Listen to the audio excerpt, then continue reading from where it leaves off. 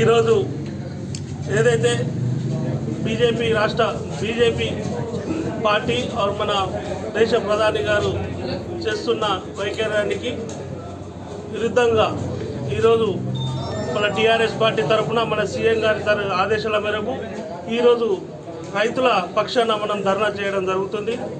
ఏదైతే పంజాబ్ రాష్ట్రంలో వరి ధాన్యం కొనుగోలు చేయడము మరియు మన తెలంగాణ రాష్ట్రంకి వచ్చేసరికి మేము వరి ధాన్యం కొనము అనడము ఇది రైతులకు మరియు అదేవిధంగా దేశానికి వెన్నుముకైన రైతులకు చాలా నష్టం జరుగుతుంది. కాబట్టి మేము రైతుల పక్షం ఉన్న రాష్ట్రం కాబట్టి మా సీఎం గారి ఆదేశాల మేరకు మేము ఈరోజు బైసాలో మా తహసీల్దార్ ఆఫీస్లో మెమోరాండం ఇవ్వడం జరిగింది. ఏ వరకైనా మేము వెళ్ళి రైతుల పక్షాన ఉంటామని మేము ఈ సభాముఖంగా తెలియజేస్తున్నాము. రైతు రాజ్యంగా ఉన్న రాష్ట్రానికి కూడా మీరు ఈరోజు ఆదుకుంటలేరు.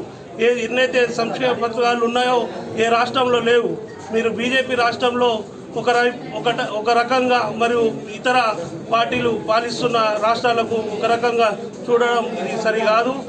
ఇప్పుడైనా మీరు ఈ విషయం మీద సమీక్షించి రైతుల పక్షాన ఉండాలని మేము కోరుకుంటూ ఈరోజు తెలంగాణ రాష్ట్రం మొత్తము రైతుల పక్షాన నిల్చొని ధర్నా చేయడం జరుగుతుంది. దీనికి రైతులందరూ సహాయ సహకారాలు అందించిన వాళ్ళందరికీ ధన్యవాదాలు తెలుపుతున్నాను.